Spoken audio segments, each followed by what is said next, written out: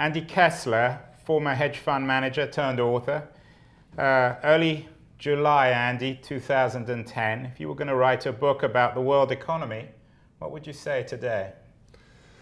Well, I'd say it's in the dumper. I mean, we just went through the most horrific scrambling of the finance business and banking business, which is the grease that coats the gears of the economy. And one of the problems is that we never really had a free market in banking and in finance. So you had all these firms that suck the air out of the mortgage business, Fannie Mae and Freddie Mac, and so you didn't have a pure market, and so Wall Street went and chased all these weird subprime mortgages and derivatives, and with so much leverage that inevitably it was going to have to blow up, and that happens all the time with markets. Is when you get these dislocations, they blow up. Now the question is, what do you do now? Well, has it blown up? Have we fallen off the precipice? Are we still falling off it? Is there a precipice?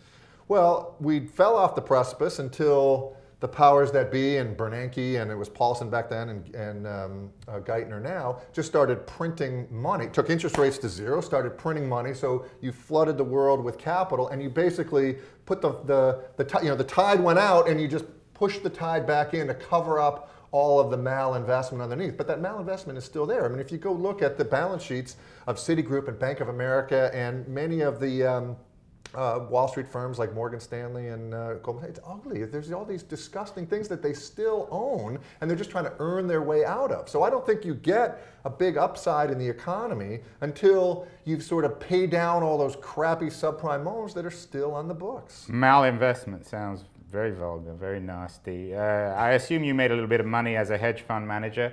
What are you doing with your money?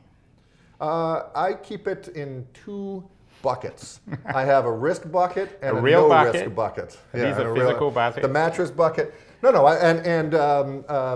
you'll be happy to know, I mean, part of it is cash, because I think that's the riskless, and the risk portion is in entrepreneurs. It's not in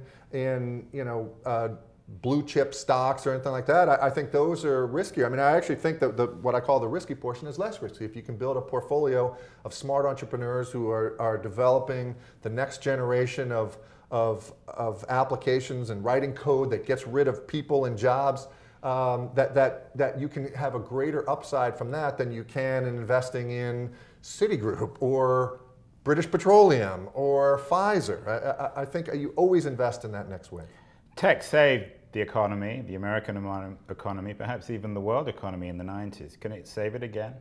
Yeah, it's the only way out. I mean, and that's always been the case. It's always about productivity. Productivity is the only way that you can create wealth in this world. You can't create wealth by printing money. You can't create wealth by loaning people, money to go build or buy a house. That's all a bunch of bunk.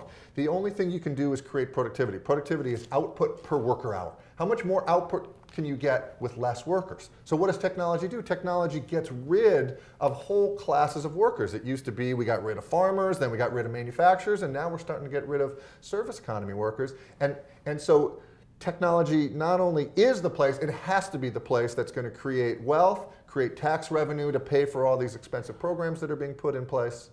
And I think the US is, again, leading the world. What do you make of some people who argue the only way to save the American economy is to get rid of guys like you, get rid of hedge fund managers, get rid of bankers?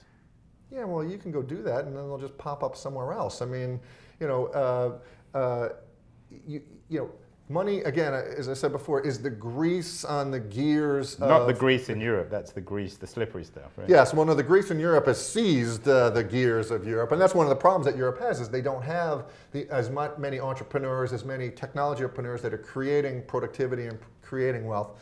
But every entrepreneur in Silicon Valley knows it takes money to build what they're doing. And the money comes from whether it's venture capitalists or angels, and the exit strategy for them is the public markets or mergers and acquisitions. And so you have to have a Wall Street, you have to have a banking system, you have to have and hedge fund managers that are creating liquidity, creating markets, because what markets do is they allocate capital. We talked about malinvestment. Stock markets, if they function properly, pick the right investments. Apple was afforded access to capital to grow. Google was afforded access to capital to grow. And that's what makes the world go round.